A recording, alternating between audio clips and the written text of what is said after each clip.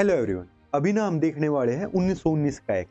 देखो इसका बैकड्रॉप ये है कि भैया वर्ल्ड वॉर वन हो गई थी और अंग्रेजों की हालत थोड़ी खस्ता सी हो रखी थी। यहाँ पे भी आवाज़ें उठने लग रही थी कि हमें भैया थोड़ी फ्रीडम दो, फ्रीडम दो, फ्रीडम दो।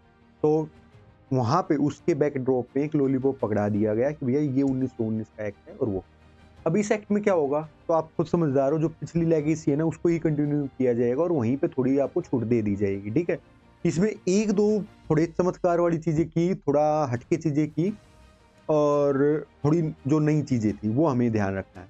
अभी अभी हम जो 1909 वाला एक्ट पढ़ा था उसमें क्या हुआ था भैया, मुस्लिम्स को दी थी। यहाँ पे सिख्स वगैरह, सिख, एंग्लो इंडियंस और क्रिश्चियंस और इनकी बात हुई थी।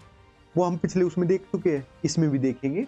बट यहाँ पे कुछ मेन चीज हुई थी जो आती है, डाइआर्की वगैरह, बाई कैमरलिज्म वगैरह, वो मेन पॉइंट है, वो हमें अभी आराम से सोचना है और देखना है। ठीक है, तो स्टार्ट करते हैं। तो experiment A promise of power question mark.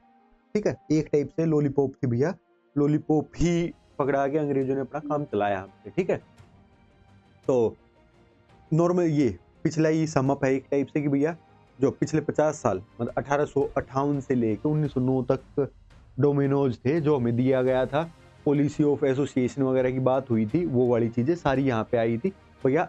हल्की फुल्की चीजें चलती रही। ये जो 50 साल का एक ये इतिहास था और वही यहाँ पे कंटिन्यू हुआ है। ये 1909 है, ये 1909, 1919, 1935, 1947 हम आजाद हो गए, एक्ट ऑफ इंडिपेंडेंस आया था जो हमारा, वही चीजें यहाँ पे, और कुछ नहीं था। ठीक है, जो सेपरेट इलेक्टोरेट वगैरह थे वो कंटिन्यू रहे यहाँ पे भी, और वो चीजें। ठीक है, ऐसा कोई वो नहीं था। ठीक है, अब ये आया क्यों था भैया, वर्ल्ड वॉर वन आ गई थी, हमारे यहाँ पे बहुत सारे नेशनलिज्म वगैरह की टेंडेंसी आ रही थी, बहुत सारे आंदोलन वगैरह का वो हो रहा था, गांधी जी वगैरह आ गई थी, वो वाली चीजें थी। ठीक है, अब ब्रिटिश खुद परेशान थे कि हमें क्या करना चाहिए, हमें इन सेंस कि कंट्रोल बना के रखना चाहिए, छोड़ देना चाहिए, क्या करूं क्या ना करूं, मुंह दिखाऊं ना दिखाऊं, इस टाइप की सिचुएशन चली हुई थी। ठीक है, तो उन्होंने क्या किया कि भैया थोड़ी छूट दे दी, कंसेशन दे दी कि भैया थोड़ी सी छूट रखो और एंजॉय करो।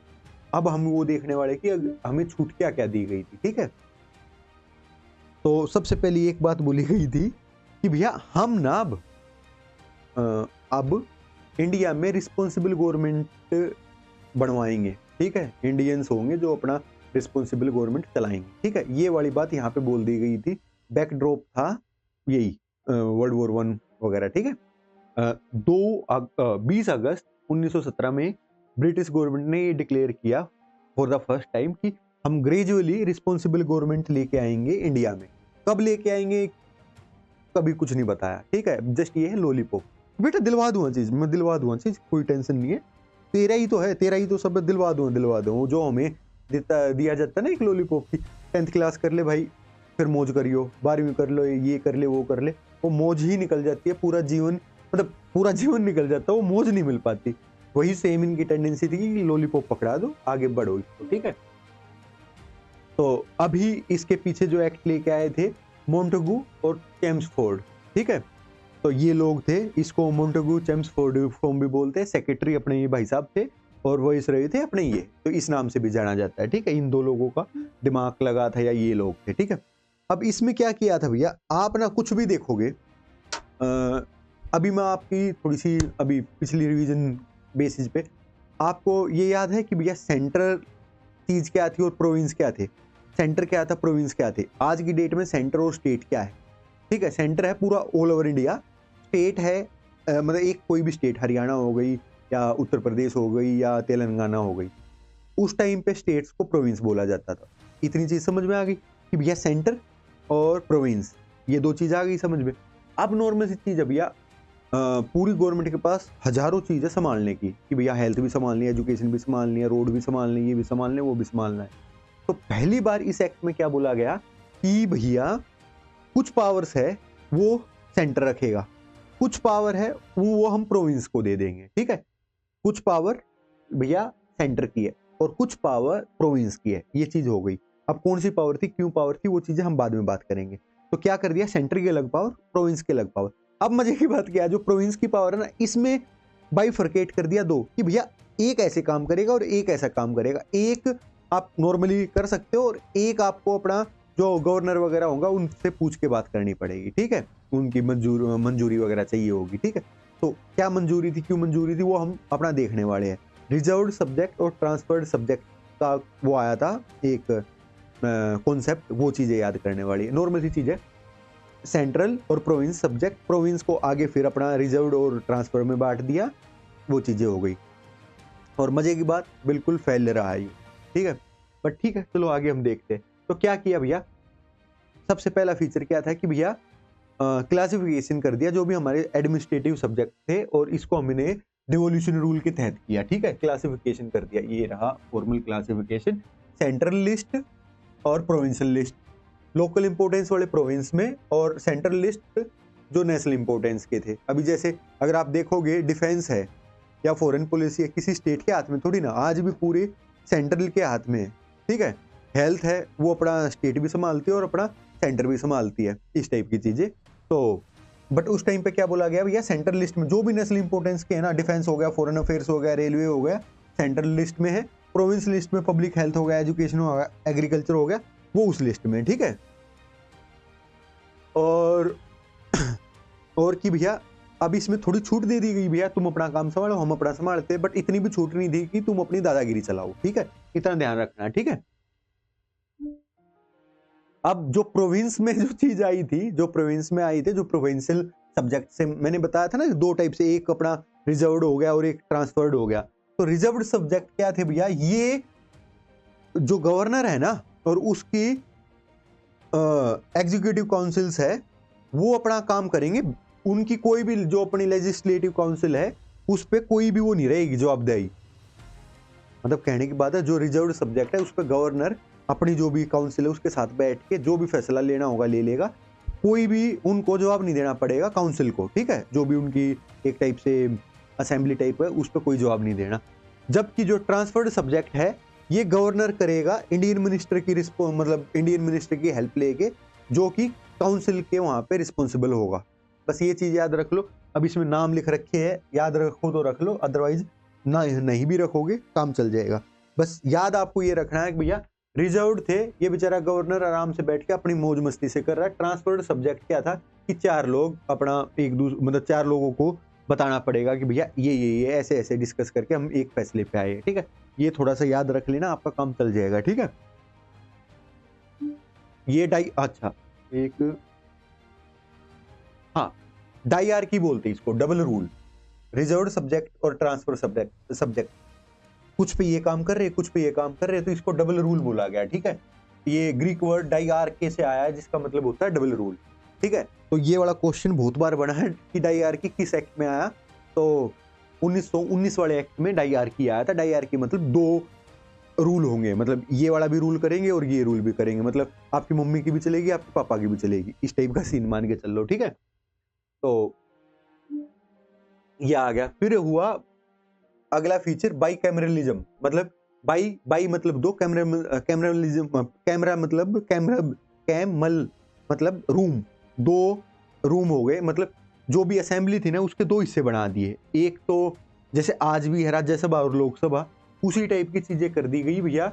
जो मतलब अपनी सेंट्रल लेजिस्लेटिव काउंसिल थी ना उसके दो हिस्से बना दिए कि भैया upper house and lower house. Upper house and lower house, by मतलब दो, कैमरल मतलब होता है रूम, लिज्म मतलब एक प्रोसेस, तो मतलब दो उसमें बांट दिया, एक अपर हाउस एक लोअर हाउस। ये आज की डेट में भी ऐसे ही चल रहा है। तो हम आगे जब भी ये राज्यसभा लोकसभा पूरा पार्लियामेंट चैप्टर उसमें यही चीज पढ़ने वाले हैं, ठीक है। तो ये याद रखना भैया कि हमें वो मतलब दो हिस्सों में बांट दिया, ठीक है। अब डायरेक्ट इलेक्शंस की बात हुई, जो मेजोरिटी ऑफ मेंबर्स थे बोथ हाउस, जो अपर हाउस हो गया लोअर हाउस, वो क्या था इलेक्शन से आने लग रहे थे, ठीक है, इलेक्शन से आने लग रहे थे मेंबर्स। आप ये याद रखना है। जो वाइसरॉय की एग्जीक्यूटिव कमेटी थी, वाइसरॉय की जो एग्जीक्यूटिव कमेटी थी उसमें टोटल 6 मेंबर थे, उनमें से 3 मेंबर तो इंडियंस होंगे ही होंगे। इससे पहला एक्ट जो 1909 वाला था उसमें अगर आप देखोगे ना तो एसपी सिन्हा पहली बार एग्जीक्यूटिव मेंबर वो बने थे, ठीक है, लो मेंबर बने थे, ठीक है। तो और जबकि अब इसमें अगले ही 10 साल में ऐसा हुआ कि भैया वो ये बोल रहे कि कम से कम 3 मेंबर तो इंडियंस रहेंगे, ठीक है।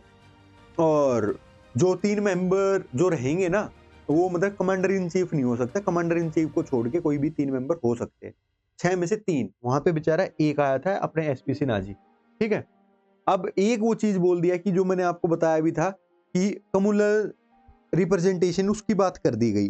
कम्युनल रिप्रेजेंटेशन मतलब Sikh, Muslims, Indian Christian, Anglo Indians, Europeans वगैरह की वो बात कर दी गई। जो सेपरेट इलेक्टोरेट मुस्लिम्स के लिए था वो यहाँ पे भी कर दिया गया।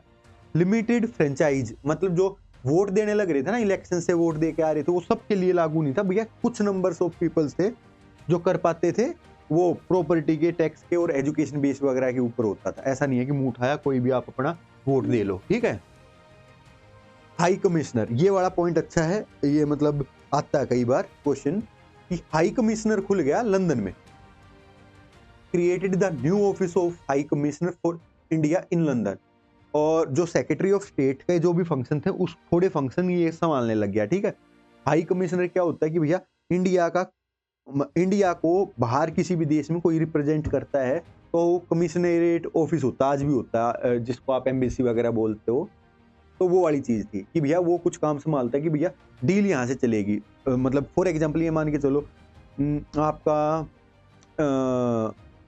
एक मतलब कनाडा में ये मान के चलो, कनाडा की जो भी गवर्नमेंट बात करेगी तो उन तक पहुंचाएगी, वो हम तक पहुंचाएंगे। मतलब एक टाइप से चैनल होता है, ठीक है। तो इंडिया का जो भी कमिश्नरेट है वो वहाँ पे कनाडा में, कनाडा की गवर्नमेंट को कोई भी बात करनी है तो यहाँ पे करेगी, वो लोग यहाँ तक पहुँचाएंगे इंडिया तक, ठीक है। तो ये चैनल हो गया। ऐसे ही कनाडा का यहाँ पे कमिश्नरेट होगा, हमें इंडिया को एज कुछ भी बात पहुँचानी है तो हम उनको बुलाएं, मतलब उन तक पहुँचाएंगे और वो आगे अपनी गवर्नमेंट तक पहुँचाते रहेंगे। कई बार होता है ना कि कुछ ऐसी स्टेप ले ले या कुछ बयान वगैरह हो जाए या कुछ हो जाए तो बोलते हैं कि भैया उसको डिप्लोमेट को तलब कर लिया, कमिश्नर को तलब कर लिया, मतलब बुला लिया, और जो भी है क्लास वगैरह लगने लग रही है या जो भी अपनी सफाई होने लग रही है वो देने लग रही है।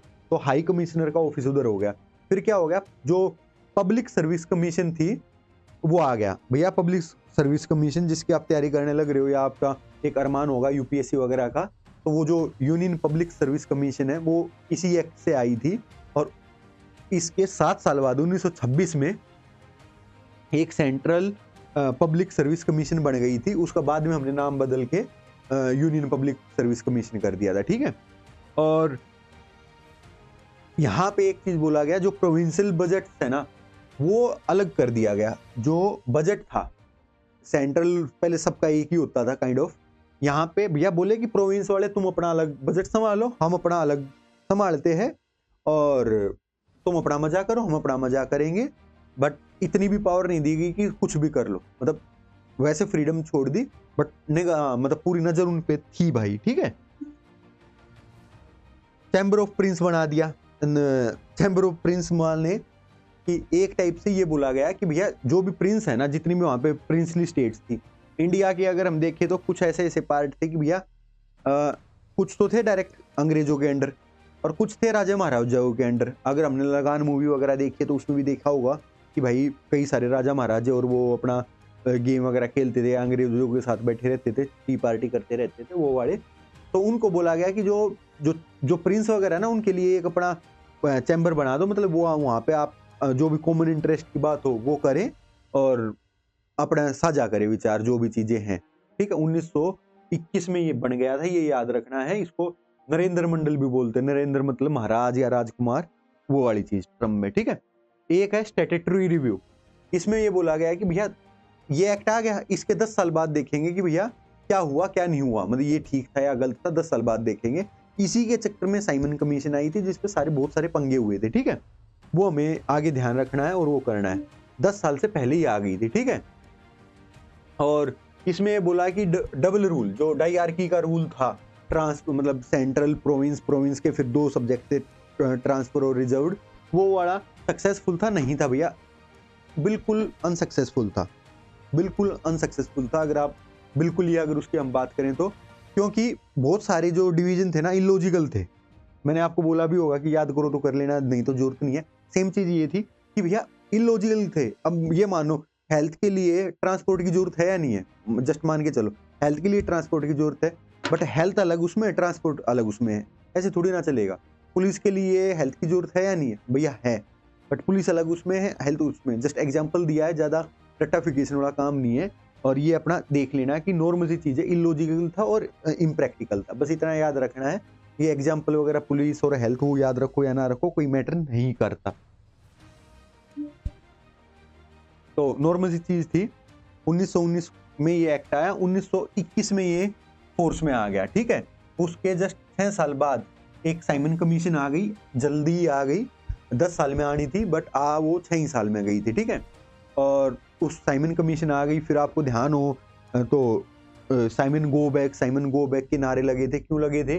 मॉडर्न हिस्ट्री अगेन, कि कोई भी ये इंडियन नहीं था उस कमीशन में। लोगों ने बोला यार हमारे कॉन्स्टिट्यूशनल फ्रेमवर्क की अगर आप बात करने लग रहे हो, हमें आप अपना रिस्पॉन्सिबल गवर्नमेंट की वगैरह की बात करने लग रहे हो, और इंडियंस ही नहीं है यार, इतना थोड़ी ना होता है, तो भागो यहाँ से, साइमन गो बैक। फिर इसी के सिलसिले में आगे डबल राउंड टेबल होती है, फिर आगे चीज़ें बढ़ती है, वो चीज़ें चलती रहती है, हम आराम से देखेंगे उनको भी, ठीक है। तो इस एक्ट का पॉजिटिव क्या था? पॉजिटिव ये था कि डायरेक्ट इलेक्शन आए और बाइकैमरलिज्म आए। आज भी है, डायरेक्ट इलेक्शन आज भी है, बाइकैमरलिज्म आज भी है, तो पॉजिटिव ही होगा ना, इसलिए तो रख रखा हमने। और सेंट्रल कंट्रोल को थोड़ा रिलैक्स किया गया कि भैया सेंट्रल कंट्रोल को रिलैक्स किया गया, बोला गया कि तुम अपना बजट वगैरह बनाते रहो, ठीक है। और इसी उसमें बोला गया कि भैया रिस्पॉन्सिबल गवर्नमेंट वगैरह की बात होगी प्रोविंशियल लेवल पे, प्रोविंशियल लेवल पे रिस्पॉन्सिबल गवर्नमेंट की बात होगी, ये भी चीज़ें बोली गई, ये पॉजिटिव था। अब नेगेटिव क्या था? नेगेटिव ये था कि जो डायआर्की था बिल्कुल फेलियर था, इलॉजिकल था, इम्प्रैक्टिकल था। और जो ये सेपरेट इलेक्टोरेट था ना, ये बिल्कुल डिवीजन करने वाला था इंडियन सोसाइटी में, ठीक है। तो डिवाइड एंड रूल में इन्होंने ये काम किया। अब ये पूरा पूरा यही है कि जो मैंने अभी आपको फीचर्स बताए थे उनको ये बांट रखा है जस्ट एक टाइप से मतलब हेडिंग्स में, उनको एज ए सब हेडिंग बांट दिया। पढ़ो तो पढ़ो और ना पढ़ो तो ना पढ़ो, इतना जरूरी नहीं है, जस्ट ये बांट रखा है, मन करे तो पढ़ लेना भाई, ठीक है। और फिर वही चीज आई, 1919 का एक्ट आया, साइमन कमीशन आया, राउंड टेबल कॉन्फ्रेंसेज आई, फिर 1935 का एक्ट आ गया, ठीक है। साइमन कमीशन वगैरह में क्या हुआ, हल्की फुल्की बात बता दी है। मेन अगर आप पढ़ते हो भाई मॉडर्न हिस्ट्री में, तो मॉडर्न हिस्ट्री पढ़नी है, वहाँ पे आपको मजा लेना है और चीज़ें याद रखनी है, क्योंकि क्वेश्चन बढ़ते हैं। उसके बाद 1935 का एक्ट पढ़ने वाले हैं, वो मज़ेदार है। वो एक ऐसा एक्ट है जिस पे हमारा कॉन्स्टिट्यूशन ना बेसिकली मतलब बना हुआ है, रुका हुआ है, ठीक है। तो अब हम वो देखने वाले हैं, मज़ा आएगा और रिवीजन करते रहना। Enjoy the Joy of life. मिलते हैं जल्द।